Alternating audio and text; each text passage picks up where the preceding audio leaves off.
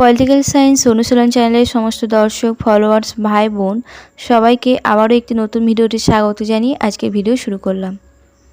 আজকে আমরা আলোচনা করব ক্লাস 11-এর ছায়া প্রকাশনী দ্বিতীয় অধ্যায়ে এমসিকিউ টাইপ প্রশ্ন নিয়ে আলোচনা করব।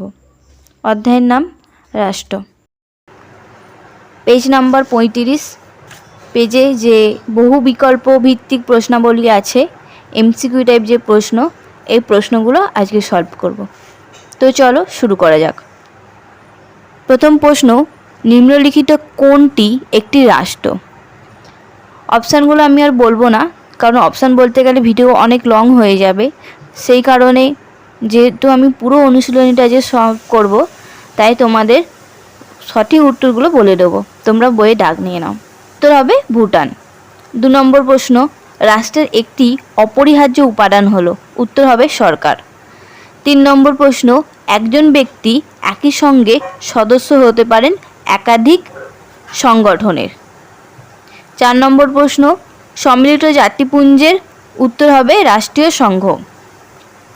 5 নম্বর, একজন ব্যক্তি একই সঙ্গে কয়টি রাষ্ট্রের সদস্য হতে পারেন?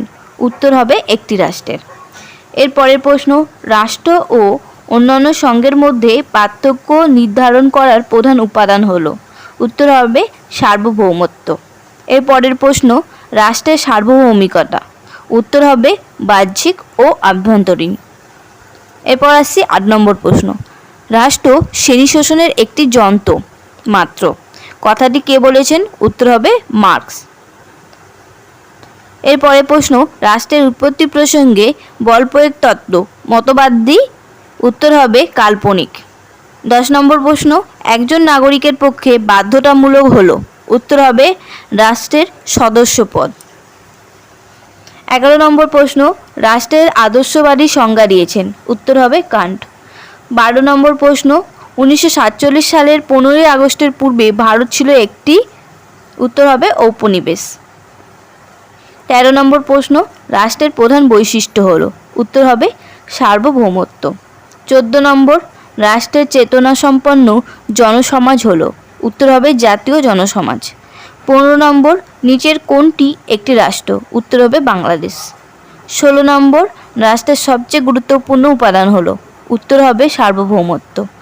17 নম্বর, নিচের কোনটি সার্বভৌম রাষ্ট্র? উত্তর হবে বাংলাদেশ। 18 নম্বর প্রশ্ন, রাষ্ট্রের সর্বাধিক গ্রহণযোগ্য সংজ্ঞা দিয়েছেন? উত্তর হবে গার্নার। 19 নম্বর প্রশ্ন, বৃহদায়তন রাষ্ট্রের কথা বলেন? উত্তর হবে টিউটনেরা।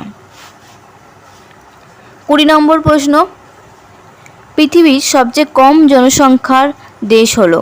উত্তর হবে ভ্যাটিকান সিটি। 21 নম্বর প্রশ্ন, রাষ্ট্রের উপাদান ভিত্তিক সংজ্ঞা দিয়েছেন? উত্তর হবে গার্নার।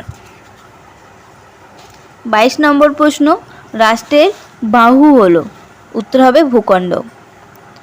23 নম্বর, রাষ্ট্রের চূড়ান্ত ক্ষমতার নাম হলো? উত্তর হবে সার্বভৌমিকতা। এরপর আসছি fill in the blanks types, শূন্যস্থান পূরণ টাইপের প্রশ্নগুলোতে। 1 নম্বর প্রশ্ন, প্রাচীন ড্যাশ রাষ্ট্রবিজ্ঞানের সূতিকাগার বলা হয়? উত্তর হবে গ্রিসকে। 2 নম্বর প্রশ্ন, টিউটনরা সর্বপ্রথম বৃহদায়তন ড্যাশ কথা বলেন? উত্তর হবে রাষ্ট্রের। 3 নম্বর প্রশ্ন, রাষ্ট্রের প্রায় ড্যাশ সংজ্ঞা রয়েছে? উত্তর হবে 145টি। 4 নম্বর প্রশ্ন, গার্নার প্রদত্ত সংজ্ঞা বিশ্লেষণ করলে রাষ্ট্রের ড্যাশ বৈশিষ্ট্যের সন্ধান পাওয়া যায়? উত্তর হবে 4টি। এর পরের প্রশ্ন, আচরণবাদীরা রাষ্ট্র শব্দটির পরিবর্তে ড্যাশ কথাটি প্রয়োগ করার পক্ষপাতী? উত্তর হবে রাজনৈতিক ব্যবস্থা। 6 নম্বর প্রশ্ন, মার্ক্সবাদীরা রাষ্ট্রকে ড্যাশ বলে অভিহিত করেছেন? উত্তর হবে শ্রেণী শোষণের যন্ত্র। 7 নম্বর প্রশ্ন, প্রাচীন গ্রিসে নগররাষ্ট্রগুলিতে জনসমষ্টিকে ড্যাশ ভাগে ভাগ করা হয়? উত্তর হবে 3 ভাগে। 8 নম্বর প্রশ্ন, আধুনিক রাষ্ট্রের জনসমাজকে মূলত নাগরিক ড্যাশ প্রজা এই 3টি ভাগে ভাগ করা হয়? উত্তর হবে বিদেশি। নাগরিক, বিদেশি ও প্রজা এই 3 ভাগে ভাগ করা হয়। 9 নম্বর প্রশ্ন, প্লেটো, অ্যারিস্টটল প্রমুখের মতে ড্যাশ সংখ্যায় একটি রাষ্ট্রের পক্ষে যথেষ্ট? উত্তর হবে 5,000 থেকে 10,000। 10 নম্বর প্রশ্ন, রাষ্ট্রের উপস্থিতি আকাশের 10 কিলোমিটার পর্যন্ত রাষ্ট্রের গণনিক সীমারেখা বলে মনে করা হয়। উত্তর হবে 100 থেকে 110।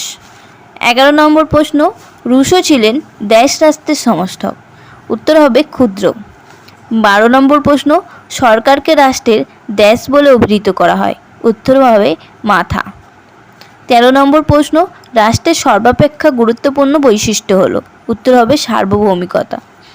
14 নম্বর প্রশ্ন, সংঘের ড্যাশ নেই। উত্তর হবে সার্বভৌমিকতা। এরপর আসছি, বিবৃতিগুলির ওপর ভিত্তি করে সঠিক উত্তরটি নির্বাচন করো। বিবৃতিগুলো বলছি এক এক করে। রাষ্ট্রের প্রধান 4টি বৈশিষ্ট্য প্রসঙ্গে বলা হয় জনসমষ্টি। এই বিবৃতিটা ঠিক আছে।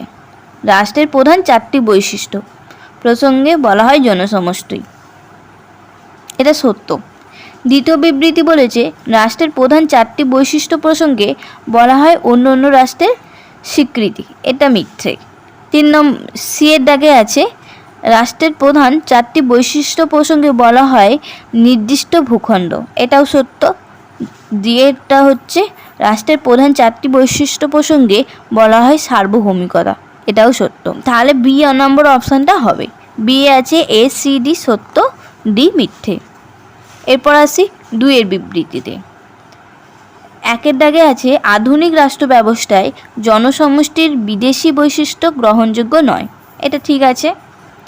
বি এর দাগেরটা বলেছে আধুনিক রাষ্ট্র ব্যবস্থায় জনসমষ্টির নাগরিক বৈশিষ্ট্য গ্রহণযোগ্য নয়, এটাও রাইট।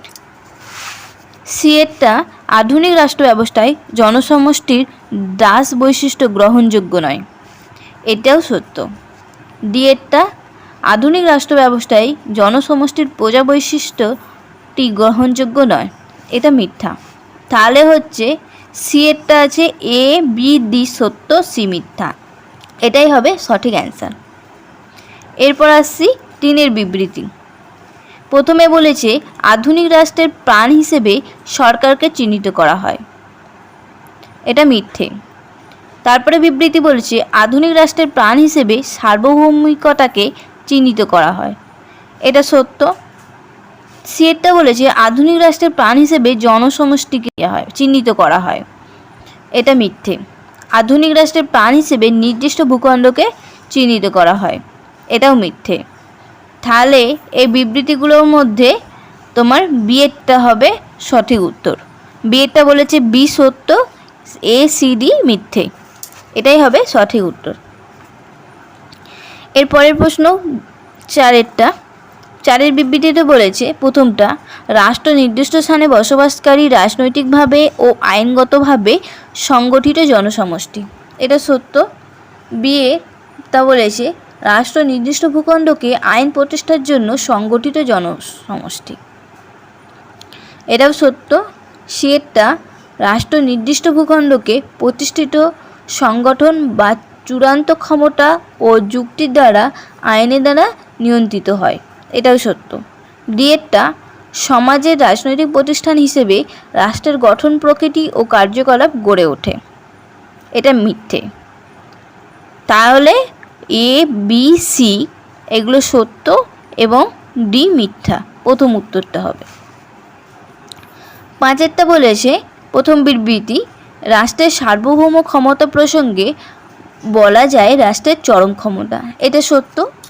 বি এরটা বলেছে রাষ্ট্রের সার্বভৌম ক্ষমতা প্রসঙ্গে বলা হয় অবিভাজ্যতা, এটাও সত্য। রাষ্ট্রের সার্বভৌম প্রসঙ্গে বলা যায় জাতীয়তাবাদ, এটা মিথ্যে।